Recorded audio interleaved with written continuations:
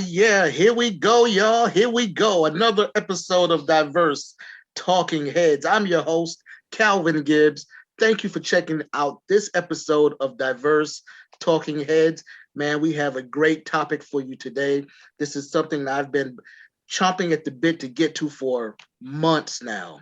I mean, literally at least 6 months. I've been hoping to get this topic out there, and here we go. The topic today is on Asian hate. As we know, Asian hate crimes in the US has increased more than 73% in 2020 alone. And that's according to newly corrected FBI data. It's unbelievable. And some of it comes from the language of our government officials. But we're going to have our team of diverse talking heads talk on it today. And I'd like to start by introducing our diverse talking heads today. Please welcome Karen. And Karen, you are on mute. While Karen is getting... I sure am. Hello, everybody. Welcome, Karen. We're also going to welcome our panelist, Robert Louis. Hi, guys. Good afternoon, everybody. All right. Good afternoon, Robert. We also have with us Charlie Ramsey. Thanks, Calvin. Glad to be here. Thank you, Charlie. And also we have with us today, Dan. Well, folks, looking forward to talking with all of you today. All right. Well, let's get right to it. We know that there's been an uptick in hate crimes. We had a president for 4 years that talked about the coronavirus as being the China flu or the Wuhan flu, whatever you want to call it. And I believe that people in general watch and listen to the words and actions of those in charge. How helpful or destructive was it to hear that coming from the White House? Anyone can take this one. Would you repeat that? Yes. I've said that oftentimes we watch and listen to the words and directives that come from our leaders.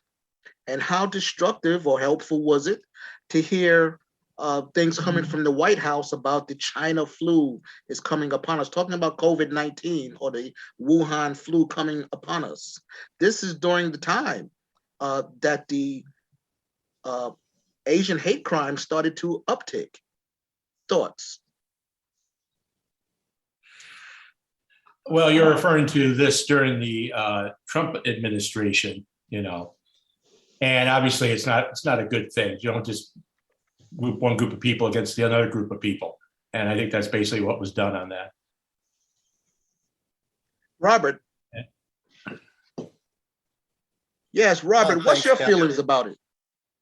Well, with so much deception and deflection in the news media about what originated where and who is to blame, we were trying to get to a point where how do we react rather than who we want to blame for this. That's where I think the president really made a misstep. It's here, let's react in a way that's going to at least, be more productive, to a majority of a population, like, how do we combat a flu or a virus rather than where it originated from. Although there are two sides to that. You want the truth. And right now, the speculation and the truth is that it originated in some laboratory in Wuhan. How it was released, what money was behind it, that's all speculation. And the media is really playing that up to actually cause another divide. If there is unity in the population, there's not a lot of work for the people who champion causes for minority, groups. And one of those groups can use that type of political influence to lean left or lean right, sway public opinion about certain things. In my take on most of this, is that it's trying to deflect from what our real issues were. Now, visually, it's easy enough to point out an Asian. Visually, it's easy enough to point out Black people. Visually, it's easy enough to point out people of Hispanic or Middle Eastern origins. It ain't easy to point out an Irishman, an Italian, a Jew, or somebody from Austria or something like that, and Australia. It's a lot harder. Jewish hate crimes, which has been going on since, my Lord, 100 years almost now, and not just World War II, is now concentrated on people who are unmistakably Hebrew, with the way they dress and the way where they congregate, and to that point. And I can only imagine that Asian crimes have been on an uptick because not so much of the rhetoric on the left or the right, but actually, I guess, more in the media, where it's shown more. It's I'm not sure. I don't believe all the statistics that it's more rampant now than it was before. 20 years ago, we didn't have the type of coverage that an individual can have with a cell phone. I don't buy into Blacks hating Asians, and I never bought into at one ethnicity against another, because basically we are treated the same. So this is, in my opinion, a way to deflect. There are talking heads and there are powerful people that are actually behind this type of division. And I'm not going to blame the guy who from behind pushes an old lady. I'm not going to blame the guy who runs past and hits some Asian guy in the face and runs off. To me, that's more of a dare. It could have been any ethnicity. That's from the back, you can't really tell somebody from south of the border to somebody from Asian descent. My son-in-law, Okay. for example. Okay, but I'm gonna stop you right there for a second, because when you have a country that's already on wit's end, people are dying, people are afraid, and then you specify that this is all coming from a specific group of people, and people are not going to be logical and say, okay, well, the people in my neighborhood in Chinatown, didn't start this. There's people over in China, but I have access to the people here in America that's, in Chinatown. So I'm going to kick an old person's ass. Okay. Come on, I'm going to hit an old person. First of all, I think it's rather cowardly to hit an elderly person. I didn't hear too many attacks going on with people who could have defended themselves. Correct. So that's a whole nother thing right there. And I agree with you about the media. A lot of the coverage that we saw was Black people attacking Asian people. But and I'm a statistics guy, right? It said that it said actually that white people made up more than 55% of the offenders across the board, although the clips that went viral was mostly of African Americans attacking Asian people.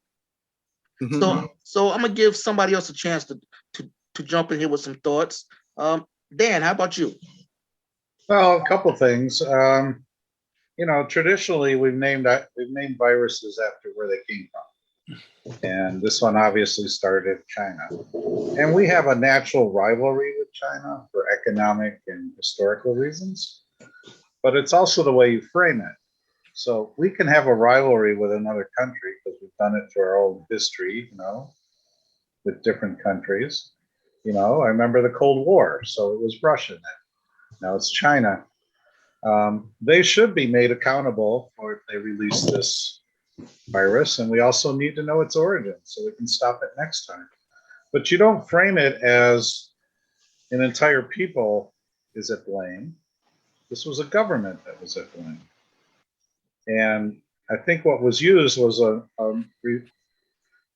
deflection that unfortunately is very common in America's history, where we take a particular group and we blame them for our ills. Whether it's anti-Semitism, anti-Asian, racist, misogynist, whatever, we have a long history of doing this. And the interesting thing is, I think, especially in the last administration, when they said Asian, they really meant anybody who didn't know any better, thought looked like a Chinese person. So, because Asia is quite a territory. So, Right. I mean, right where I live, I've got a next door neighbor who's Indian American. I've got somebody behind me who is a Korean American. I got somebody down the street who's an Iranian American. They're all Asian, but have very little originally in common. I think one of the big differences with this kind of hate is that Asians have almost been invisible in our society for a long time. Yes. And now that it's coming to the forefront, we're looking at it a little differently. I'm sure somebody who is Asian, background is going, when their ancestry comes from those parts of the world, has experienced this all along, but it hasn't been visible or in the forefront in America per se. And now we're seeing a little more because, you talked about old people being attacked. Bullies are essentially cowards, so they take on the weak. And that's just normal with bullies.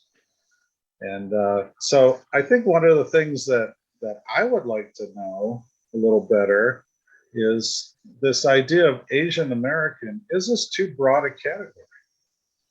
Is this just that swath, naming so many different interesting cultures as Asian and lumping them all together? Does that also hurt our possibility of fixing this problem? Yeah, Dan, I hear you. But I don't recall anybody, let's say any black person, excuse me, any white person hitting a black and an elderly black person and saying, because of you, we got this COVID-19, we got corona because of you. I don't recall anybody that was Philippine hitting anybody black and saying, we got this COVID because of you. It was presented to us from the top in a way that people would follow that. And we know people are not going to be logical. They're not going to do their, research and whatnot. Not only was there a uptick of Asian hate during that time period, there was other ethnicities that had a higher uptick of violence as well. For example, during that time, Arabs, there was an uptake, of course, in